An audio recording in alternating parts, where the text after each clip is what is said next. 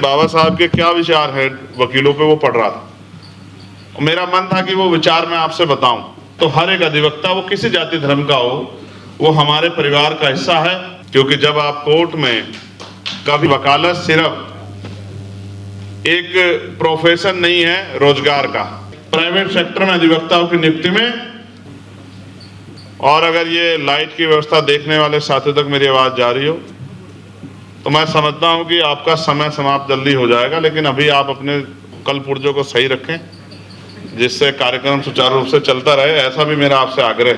अपने आयोजकों से कहो, सुनो, नमो बुद्धाय, जय भीम। वकीलों अपने आयोजकों से कहो जो कुछ कहना है। ठीक है, थैंक यू। सही बात है। हाँ, याद रखना इस बात को। तो जल्दी से जल्दी खाली कर दें और मंच पे कोई ना आए। तो बाबा साहब का जो अधिवक्ताओं के बारे में विचार था, मैं उस विचार को आपके सामने शेयर करना चाहता हूं। क्योंकि जब आप किसी भी विषय पर बोलना चाहते हैं तो उस पे महापुरुषों के क्या विचार थे, या उस फील्ड में जो बहुत शानदार करैक्टर है, व्यक्तित्व रहे, उनके क्या विचार थे, हमें जानने चाहिए। बाबा साहब डॉक्टर भीमराव अंबेडकर, उन्होंने अधिवक्ताओं के बारे में कई महत्वपूर्ण विचार व्यक्त किए। उनका मानना था कि अधिवक्ता समाज के लिए महत्वपूर्ण है और उन्हें हमेशा न्याय और समानता की रक्षा की आवाज उठानी चाहिए। न्याय और समानता, बाबा साहब का मानना था कि अधिवक्ताओं को न्याय और समानता के लिए लड़ना चाहिए और उन्हें कमजोर और शोषित लोगों की रक्षा करनी चाहिए। सामाजिक जागरूकता, बाबा साहब ने अधिवक्ताओं को सामाजिक जागरूकता बढ़ाने और लोगों को उनके अधिकारों के प्रति जागरूक करने के लिए प्रेरित किया था। संवैधानिक नैतिकता, बाबा साहब ने अधिवक्ताओं को संवैधानिक नैतिकता के महत्व पर जोर दिया और कहा कि उन्हें हमेशा संविधान के नियमों का पालन करना चाहिए।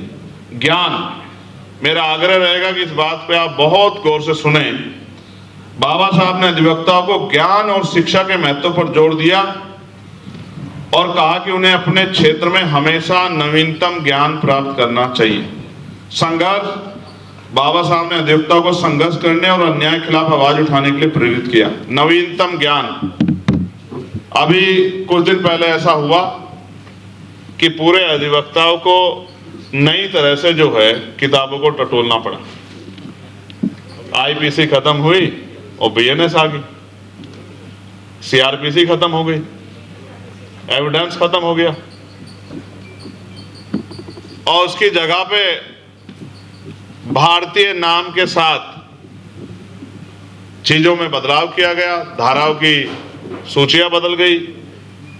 जहां पहले 302 होती थी, वो 302 में कुछ और आ गया। जहां ये 307 होती, 308 होती थी, उसमें 108(9) आ गया। तो कभी कभी जो हमारे पास भी कोई आ जाता है और वो कहता है साहब कार्रवाई तो हो नहीं रही है, तो हम उससे कहते हैं एफआईआर उठाओ। एफआईआर लेते हैं तो फिर ये सोचते हैं कि अब ये ऑफेंस कौन सा है, इसमें कितने साल की सजा है, क्या इसमें गिरफ्तारी का अधिकार है या नहीं है। तो फिर उसकी जानकारी हासिल करते हैं तो अपने जो साथ पुलिस के साथी हैं उनसे कहते हैं कि भाई जरा नेट पे चेक करना कि ये आईपीसी, ये बीएनएस कौन सी आईपीसी को करती है, पूर्व में कौन सी आईपीसी थी। तो इस तरह से ये जो नवीनतम ज्ञान की बात है, मैं वकील साथियों से कहूंगा, वकालत का जो प्रोफेशन है उसकी शक्ति का जो प्रभाव है वो इस आधार पर है कि आपकी प्रैक्टिस कितने दिनों की है। और जैसे जैसे आपकी प्रैक्टिस बढ़ेगी, आपका अनुभव बढ़ेगा, वैसे वैसे आपकी शक्ति और आपका प्रभाव बढ़ेगा। लेकिन उसका पैमाना जाति धर्म के आधार पर नहीं है भाइयों और बहनों। उसका पैमाना अगर है तो वो आपके ज्ञान के आधार पर है, आपके अनुभव के आधार पर है। और मैं आपको ये भी बता दूं वकील होने के नाते कि जो पढ़ाया जाता है और जो प्रैक्टिकल होता है उसमें जमीन आसमान का अंतर है। आप अगर लॉ करें या आपके बच्चे, आने वाली पीढ़ी, आपके भाई करे, तो उनको बता दो कि लॉ भी करें वहां कॉलेज में और आके कोर्ट में प्रैक्टिस भी करें, तभी जाके चीज आगे बढ़ेगी। वरना जितना पढ़ के आएंगे और फिर जब कोर्ट में आएंगे तो आश्चर्यचकित महसूस करेंगे कि जहां जो पढ़ाया जाता था और जो यहाँ प्रैक्टिकल है, दोनों में बहुत बड़ा जमीन आसमान का अंतर है। जीरो शुरू करना पड़ेगा। इसलिए जितने अधिवक्ता साथी मुझे मिलते हैं, मैं उन सबसे कहता हूं कि पढ़ाई करो, साथ साथ कोर्ट में प्रैक्टिस भी करो, और बिना गुरु के ज्ञान नहीं होता, इस बात को भी जान लो। एक गुरु भी होना जरूरी है। प्रैक्टिकल थ्योरेटिकल में अंतर जो आप पढ़ते हैं उसको जमीन पर उतारने के लिए प्रैक्टिकली एक गुरु का होना जरूरी है। इसलिए अच्छे वकील जो सीनियर वकील है उनके नेतृत्व में सीखने का काम करें। जैसे हम 2 पहियों गाड़ी 4 पहियों गाड़ी घर से चलाना सीख लेते हैं, लेकिन अक्सर उसमें जो है कभी आवश्यकता पड़ने पे ब्रेक की जगह रेस पे पैर रखा जाता है। इसलिए अच्छा ये है, मेरा अनुभव ये कहता है कि आपको एक गुरु आपके पास होना चाहिए। और जितने वकील साथी यहाँ पहुंचे मैं उनके लिए मंगल कामनाएं करता हूं, इस अपील के साथ कि वो अपने ज्ञान के स्तर को बढ़ाएं। क्योंकि जब आप कोर्ट में कभी भी अपनी बात को रखें तो आपकी डिबेट जो सुनी जाए तो वो सुनकर जो है लोग गौरवान्वित होने चाहिए, तभी आपकी वकालत का फायदा है।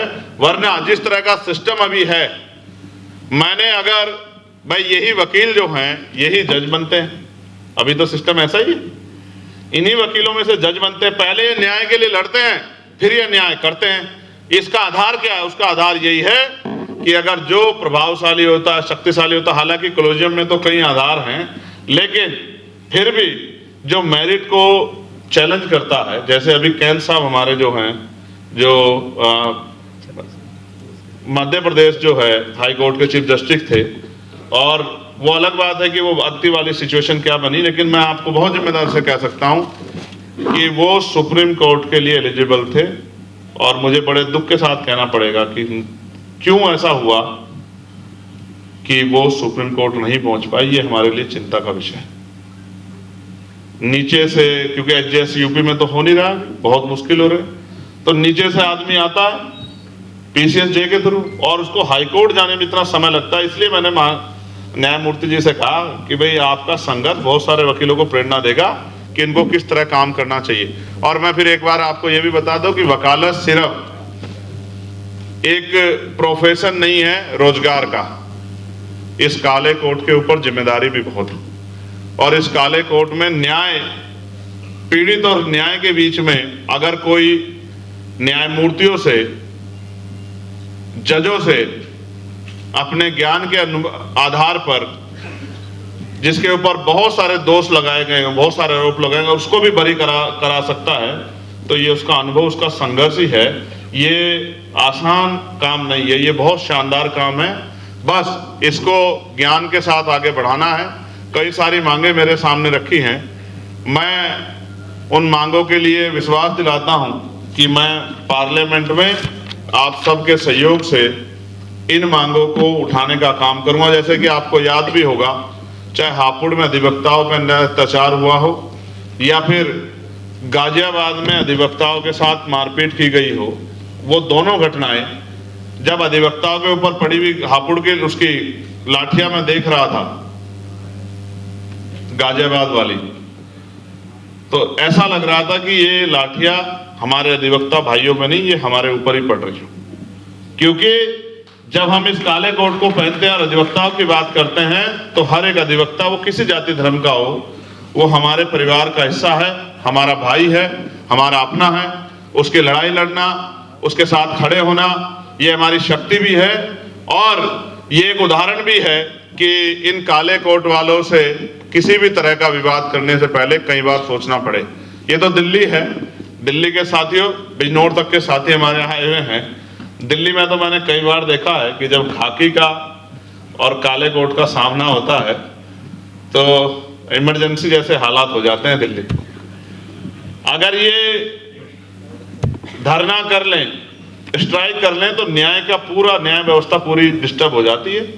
तो उन ऑनरेबल जजों को भी ये मांग करनी पड़ती है कि इस मामले को शूट आउट कर दो। तो बहुत बड़ी शक्ति है, और हमने ये भी तय किया है कि इस शक्ति को कमजोर नहीं पड़ने देना है, इस शक्ति को और आगे बढ़ाना है। तो लीगल सेल के जो हमारे साथी हमारे साथ कनेक्ट हुए हैं, उन साथियों को भविष्य में बार काउंसलिंग के चुनाव भी लड़ने चाहिए और अपनी शक्ति भी बनानी चाहिए। और मेरी तो मांग है कि अभी क्योंकि कोलोजियम सिस्टम से हम लोग उस तरह जज नहीं बना पा रहे हैं, तो बार काउंसलिंग में भी अपनी ताकत मजबूत होनी चाहिए। तो उत्तर प्रदेश बार काउंसलिंग में या दिल्ली बार काउंसलिंग, जहां भी बार काउंसलिंग के इलेक्शन होते हैं, हमें अपने विचार व्यवहार से अपनी शक्ति को बनाकर अपनी ताकत जो है बार काउंसिल में भी बनानी चाहिए, क्योंकि उनकी बातों को भी सुनना पड़ता है, उनकी बातों को भी ध्यान में लाना पड़ता है, उनकी मांगों को भी आगे बढ़ाना पड़ता है। जो मांग जैसे हमारे नवनिर्वाचित सेक्रेटरी साहब ने कही कि चैम्बर की समस्या, हाँ मैं मानता हूँ चैम्बर की समस्या है, लेकिन इसका अस्थायी इलाज भी जो है वो भी ढूंढना पड़ेगा, और वो तभी होगा जब हमारी बात बार काउंसलिंग के जरिए मजबूत से उठेगी और सभी बार काउंसिल ये लेटर लिख के दें कि भाई हमारे यहाँ चैम्बर की समस्या है, चैम्बर की समस्या को दूर किया जाए। क्योंकि देखो लगातार अधिवक्ता बढ़ते रहेंगे, सोचो आज 100 चैम्बर नए बना दिए, लेकिन नेक्स्ट और 100 वकील आ गए, तो कुछ मानक तय करके हम लोग इसको आगे बढ़ा सकते हैं। जैसे मांगे आपकी हैं कि अधिवक्ता सुरक्षा अधिनियम जल्दी से लागू किया जाए, इसके लिए मैंने पार्लियामेंट में जोर शोर से आवाज उठाई थी। अधिवक्ताओं के लिए राष्ट्रीय मेडिक्लेम पॉलिसी बनाई जाए, और मैं आपको बता दूं कि मैंने ऑनरेबल जो हमारे माननीय कानून मंत्री, उनको भी लेटर लिख के अधिवक्ताओं की इस मांग को रखा था कि उनकी मांग को सुना जाए।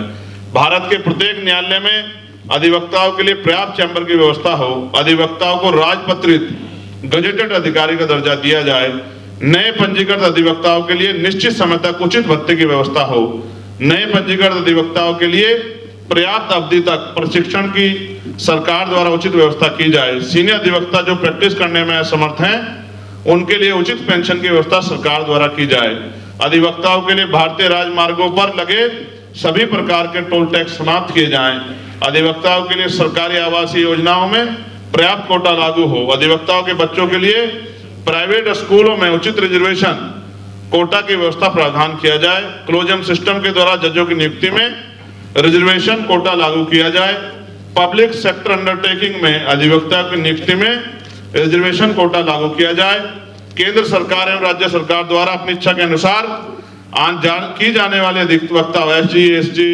एजी, एएजी, ईटीसी की नियुक्ति में रिजर्वेशन कोटा लागू किया जाए, प्राइवेट सेक्टर में अधिवक्ताओं की नियुक्ति में रिजर्वेशन कोटा लागू किया जाए, माननीय न्यायालय द्वारा की जाने वाली रिसीवर, लोकल कमिश्नर एवं लीगल सर्विस अथॉरिटी इत्यादि में पर्याप्त रिजर्वेशन कोटा लागू किया जाए, SC ST एक्ट के अंतर्गत दर्ज मुकदमों में स्पेशल पब्लिक प्रोसिक्यूटर सरकारी वकील की नियुक्ति शासक शिकायतकर्ता की इच्छा के अनुसार किए जाने की अनिवार्य व्यवस्था होनी चाहिए, और भारतीय न्यायिक सेवा आयोग की स्थापना, न्यायिक सेवाओं के लिए वार्षिक परीक्षा प्रारंभ की जाए जिस प्रकार UPSC की परीक्षा ली जाती है। ये 17 मांगे आपकी हैं।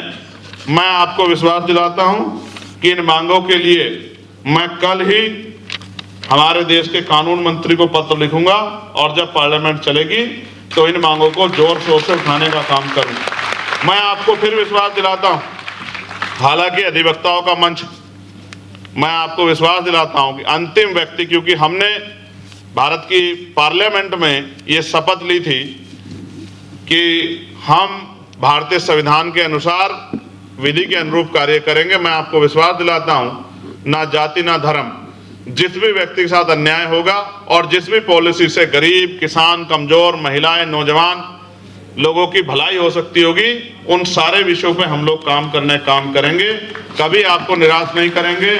आप बुद्धिजीवी साथियों ने हम पर भरोसा दिखाया है, मैं आपका भी अभिनंदन स्वागत करता हूं, और मैं आपको विश्वास दिलाता हूं कि किसी भी अगर एक भी वकील साथी के साथ कहीं भी अन्याय होगा तो हम लोग पूरी एडी चोटी का जोड़ लगा के उसकी ताकत बनने का काम करेंगे, उस अन्याय के खिलाफ लड़ाई लड़ने का काम करेंगे।